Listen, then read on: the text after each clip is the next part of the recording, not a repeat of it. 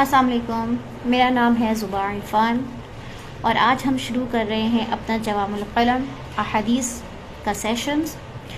پہلی حدیث ہے ہمارے پاس انما الاعمال بالنیات۔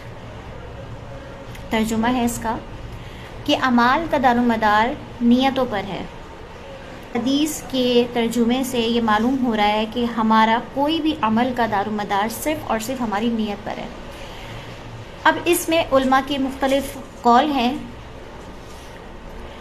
جن علماء کے مطابق یہ حدیث صرف اور صرف شرعی اصول کے اوپر ہے، یعنی کہ وہ اعمال جن کے اوپر آپ کی نیت کا اطلاق ہوتا ہے، لائک جیسے نماز ہے، روزہ ہے، زکوٰۃ ہے، ان سب میں ہمیں نیت کرنا کمپلسری ہے۔ اگر ہم ان سب میں نیت نہیں کریں گے تو ہماری نماز ہی نہیں ہوگی، ہماری زکوٰۃ ہی ادا نہیں ہوگی۔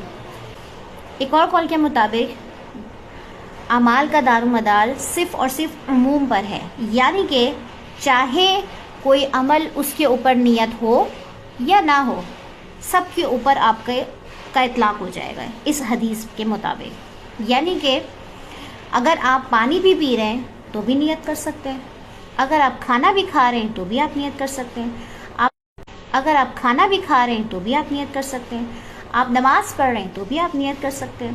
یعنی کہ کوئی بھی عمل ہو، چاہے وہ چھوٹا ہو، بڑا ہو، واجب ہو، نفلی ہو، سنت ہو، آپ ہر عمل کے اوپر نیت کر سکتے ہیں۔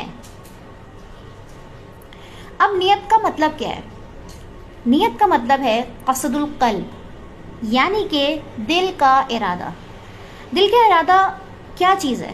دل کا ارادہ ہے کہ دل میں آپ نے کسی کام کی نیت کر لی تو اس کے لیے ضروری نہیں ہے کہ آپ زبان سے بھی اس کو کہیں۔ جیسے میں نے سوچا کہ میں نماز پڑھنے کھڑی ہو رہی ہوں تو میں اس کا اعلان نہیں کروں گی، نہ ہی میں جا نماز پہ کھڑے ہو کے یہ بات کہوں گی کہ میں نماز پڑھنے کھڑی ہو رہی ہوں۔ نہیں، میں نے اپنے دل میں قصد کر لیا کہ میں اپنی ظہر کی نماز پڑھنے کھڑی ہو رہی ہوں۔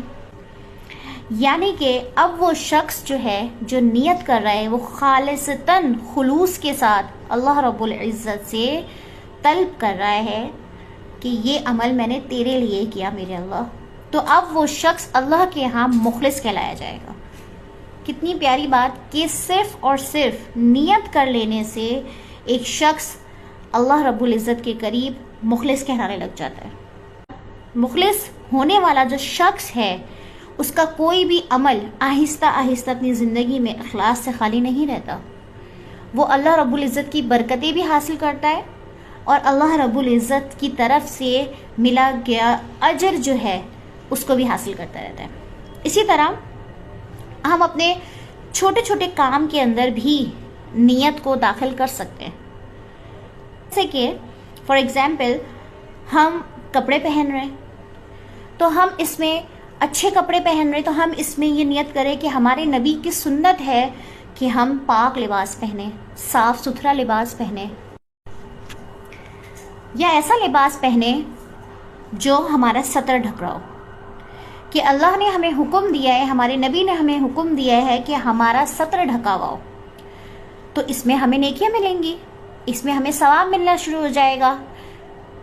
کتنی بینیفیشل بات ہے ہمارے لیے۔ اسی طرح اگر ہم کھانا کھا رہے ہیں، ہمیں بھوک لگی، ہم نے کھانا کھا لیا، بس ہم نے اب اس میں اگر اب ہم یہ نیت داخل کر لیں کہ اب میں کھانا کھاؤں گی تو میں اس لیے کھاؤں گی کہ میرے جسم کو طاقت ملے اور مجھ میں انرجی آ جائے، میری انرجی بوسٹ ہو جائے، تو اب میں جو میں نماز پڑھتی تھی اب میں تراویح پڑھنے لگ جاؤں گی، میں تلاوت زیادہ کر دوں گی،